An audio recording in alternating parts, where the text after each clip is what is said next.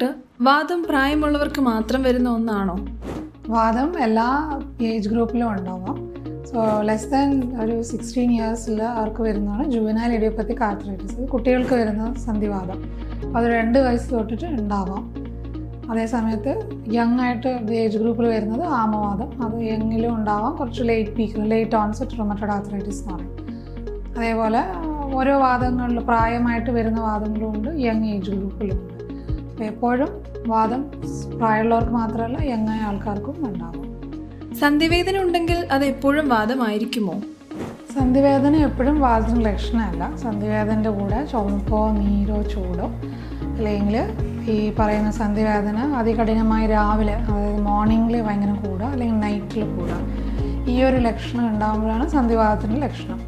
അല്ലാത്ത ചിലപ്പോൾ വേദനകൾ ചിലപ്പോൾ നമ്മൾ കൂടുതൽ നടന്നു, യൂസ് ചെയ്തു, കാൽമുട്ട് കൂടുതൽ യൂസ് ചെയ്തു, അല്ലെങ്കിൽ കുറേ നേരം നിന്നു, അങ്ങനെ ആകുമ്പോൾ ഒരു മെക്കാനിക്കൽ, അതായത് മസിലിലെ പെയിൻ, പേശികളിലെ വേദന ആവാം. എപ്പോഴും മുട്ടുഭാഗത്ത് വരുന്ന വേദന സന്ധിവാദത്തിൻ്റെ ലക്ഷണം ആവണമെന്നില്ല.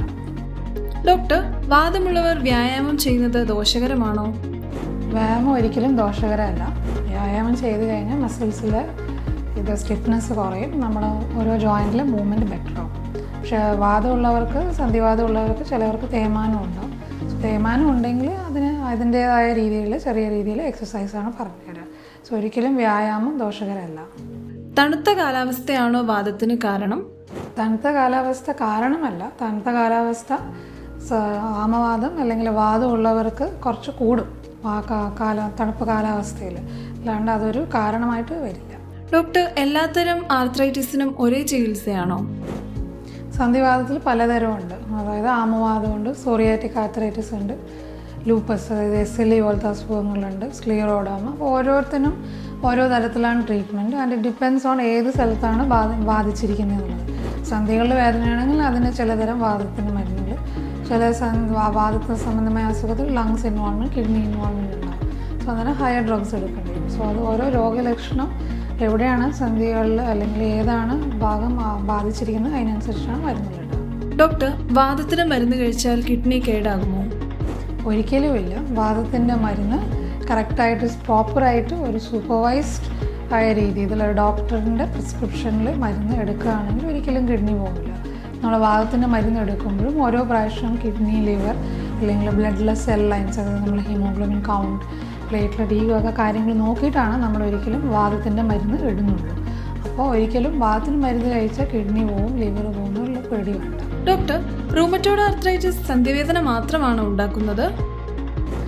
ആമവാദം അഥവാ റൂമറ്റോയ്ഡ് ആർത്രൈറ്റിസ് ഇങ്ങനെയുള്ളവർക്ക് സന്ധിവാദം ഒരു പ്രധാനപ്പെട്ട ലക്ഷണമാണ്. പക്ഷേ സന്ധികളിൽ അല്ലാതെ എക്സ്ട്രാ ആർട്ടിക്കുലർ സിംറ്റംസ് ലൈക്ക് നമുക്ക് കൈകാലിൽ തരിപ്പുണ്ടാവാം, ചിലവർക്ക് കണ്ണിൽ ചുമപ്പുണ്ടാവും, ചുമപ്പും വേദന, അതായത് സ്ക്ലിയറൈറ്റിസ് അല്ലെങ്കിൽ യുവിഐറ്റിസ് എന്ന് പറഞ്ഞ രോഗലക്ഷണം. ചിലവർക്ക് വിട്ടുമാറാത്ത ചുമ, അതായത് സന്ധിവാദം കുറേ കാലം ചികിത്സിക്കാണ്ടിരിക്കുമ്പോൾ ചിലപ്പോൾ ലങ് ഇൻവോൾവ്മെൻറ്റ് ഉണ്ടാവും, അതിന് ഇൻറ്റർസ്റ്റീഷ്യൽ ലങ് ഡിസീസ് എന്ന് പറയും. അതുപോലെ ചിലവർക്ക് കാലിൽ തരിപ്പ് പൊട്ടി വരുന്ന വ്രണങ്ങളുണ്ടാവും, വാസ്കുലർ അൾസേഴ്സ് പോലെ ഉണ്ടാവും. സോ സന്ധിവാദത്തിൽ അല്ലെങ്കിൽ ആമവാദത്തിൽ സന്ധിവാദത്തിൻ്റെ ലക്ഷണങ്ങൾ മാത്രമല്ല എക്സ്ട്രാ ആർട്ടിക്കുലർ സിംറ്റംസും ഉണ്ടാവും. വേദന കുറയുമ്പോൾ മരുന്ന് നിർത്താമോ?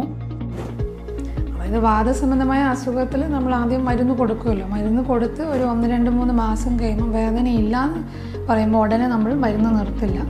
അതിൽ ഉടനെ കുറയ്ക്കേണ്ട ചിലതരം മരുന്നുകളുണ്ട്. പക്ഷെ കുറച്ച് കാലം ഡോക്ടറിന് പറയുന്ന ആ കാലയളത്തോളം വരെ നമ്മൾ മരുന്ന് എടുക്കേണ്ടതാണ്. അല്ലാണ്ട് വേദന ഉടനെ കുറയുമ്പോൾ മരുന്ന് ഉടനെ നിർത്തേണ്ടതല്ല. ഡോക്ടർ, വാദം പകരുന്ന രോഗമാണോ?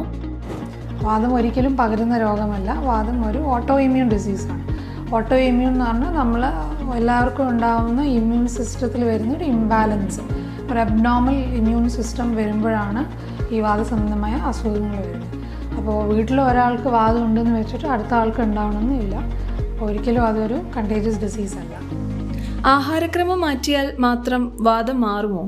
ആഹാരക്രമം മാറ്റിയതുകൊണ്ട് മാത്രമല്ല, നമ്മളെ എക്സസൈസ്, നമ്മളെ സ്ട്രെസ് ലെവൽ, നമ്മുടെ ജീവിതശൈലി രീതികളും മാറ്റിക്കഴിഞ്ഞാൽ വാദം ഒരു പരിധി വരെ നമുക്ക് കുറയ്ക്കാൻ പറ്റും. എന്ന് വെച്ചിട്ട് വാദം പൂർണ്ണമായി അതുകൊണ്ട് മാത്രം കുറയില്ല, അതിനതിൻ്റെതായ മരുന്നുകളും എടുക്കണം. ഡോക്ടർ, നടുവേദനയ്ക്ക് റൂമറ്റോളജിസ്റ്റിനെ കാണേണ്ടതുണ്ടോ? ചിലതരം വാദസംബന്ധമായ അസുഖം, അതായത് സ്പോണ്ടൈലർ ആർത്രപ്പതി അല്ലെങ്കിൽ ആംഗുലൈസിങ് സ്പോണ്ടലൈറ്റിസ് എന്ന് പറഞ്ഞ പ്രധാനപ്പെട്ട ഒരു വാദത്തിൻ്റെ അസുഖമുണ്ട്. ഇതിൻ്റെ മെയിൻ സിംറ്റം ബാക്ക് പെയിൻ ആണ്. സോ ഈ ബാക്ക് പെയിൻ അല്ലെങ്കിൽ ഈ നടുവേദനയുടെ ലക്ഷണം എന്താണെന്ന് വെച്ചാൽ ഇത് ഇൻഫ്ലമേറ്ററി ബാക്ക് പെയിൻ ആണ്. ഇൻഫ്ലമേറ്ററി ബാക്ക് പെയിൻ എന്ന് പറയുമ്പോൾ അവർ രാത്രി അല്ലെങ്കിൽ രാവിലെ എണീക്കുമ്പോൾ അതികഠിനമായ വേദനയായിട്ടാണ് അവർക്ക് അനുഭവപ്പെടുക.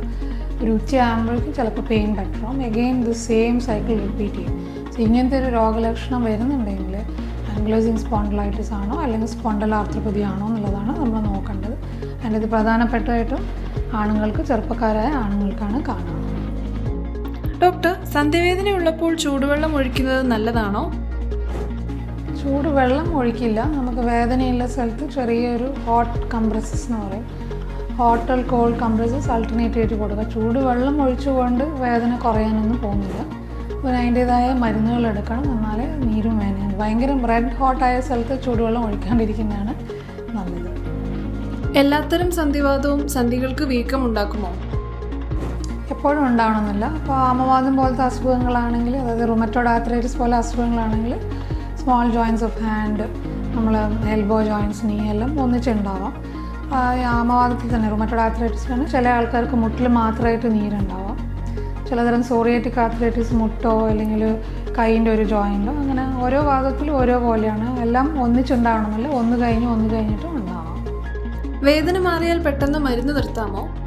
ചികിത്സിച്ചുകൊണ്ടിരിക്കുമ്പോൾ, വാദത്തിൻ്റെ മരുന്നുകൾ കഴിച്ചുകൊണ്ടിരിക്കുമ്പോൾ നമ്മൾ ശ്രദ്ധിക്കേണ്ട ഒരു കാര്യം, നമ്മൾ അസുഖം ഒരു സ്റ്റേബിളായി, അതായത് നമ്മൾ എപ്പോഴും മരുന്ന് ചെറിയ ഡോസ് നട്ടിട്ട് നമ്മൾ എസ്കലേറ്റ് ചെയ്ത് കൊണ്ടുവരിക ചെയ്യുക. ഒരു സ്റ്റേബിളായി വരുന്നൊരു ഫേസ് വരും, അതായത് വാദം കൺട്രോൾഡായി റെമിഷനായി എന്ന് പറയും. സോ റെമിഷൻ വരുന്ന സമയത്ത് നമ്മൾ ഉടനെ മരുന്ന് നിർത്തില്ല. നമ്മൾ എസ്കലേറ്റ് ചെയ്ത് അതേപോലെ നമ്മൾ മരുന്ന് സ്ലോ ആയിട്ട് ടേപ്പർ ചെയ്യണം. ഒറ്റയടിക്ക് മരുന്ന് നിർത്തിക്കഴിഞ്ഞാൽ ചിലപ്പോൾ വിത്തിൻ ഫ്യൂ മന്ത്സ് വീണ്ടും ഫ്ലെയറപ്പ് വരും. ഫ്ലെയറപ്പ് വരും എന്ന് പറഞ്ഞാൽ നമ്മളെല്ലാ രോഗലക്ഷണങ്ങളും ചിലപ്പോൾ തിരിച്ചു വരും. വിരലുകൾ ഞൊട്ട പൊട്ടിക്കുന്നത് വാദത്തിന് കാരണമാകുമോ? ഒരിക്കലും അല്ല. അത് ഒരു നോർമൽ, നമ്മൾ ഫ്ലൂയിഡ് സ്പേസ് കുറച്ച് അങ്ങോട്ടും ഇങ്ങോട്ടും മാറുന്ന ഒരു ഒച്ച, അത് ചെയ്തുകൊണ്ട് മാത്രം സന്ധിവാതം ഒരിക്കലും വരില്ല.